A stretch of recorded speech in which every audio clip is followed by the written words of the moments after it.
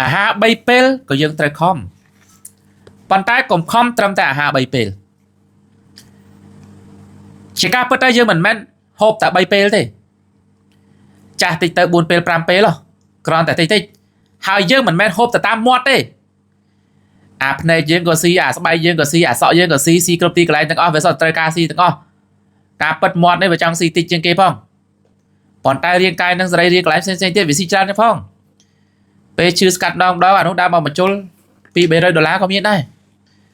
ណាលេម្សៅខ្លះវាថ្លៃជាងមាត់ទៅទៀតបើយើងនិយាយពីតម្រូវការក្នុងជីវិតយើងនៃការស៊ីនេះមិនមែនត្រឹមតែដាក់ចូលមាត់ទេចុះតម្រាំតែថ្នាំសង្កូវជំរកសម្លៀកបំពាក់មកជីវិតជួនកាលយើងស៊ីមិនអស់$1 លានទេប៉ុន្តែយើងទៅទិញគ្រឿងអលង្ការទិញឡានទំនើបអស់រាប់លាន$ក៏មានដែរព្រោះយើងមិនមែនស៊ីត្រឹមតែកាពះវាស៊ីដល់ចិត្តវាលោភលន់នោះប៉ុន្តែមិនមែនត្រឹមតែយើងត្រូវដេញតាមការលោភលន់របស់ចិត្តទេគ្រាន់តែថាចិត្តនឹងឲ្យវាស្កប់ស្កល់កុំលោភលន់ពីព្រោះការលោភលន់វាមិនចេះឆ្អែតឆ្អន់អ្នកលោភលន់ទាំងឡាយคล้ายទៅជាខ្ញុំកញ្ចេះនៃសេចក្តីលោភលន់ទាំងអស់វេទនាកាយណាស់ប្រឹងហត់លំបាកល្ងងខ្លៅណាកាន់តែគួចឲ្យខ្លួនឯងហ្នឹងវាកាន់តែលំបាកហ្នឹងអញ្ចឹងចេះឲ្យបានស្កប់ស្កល់ទៅ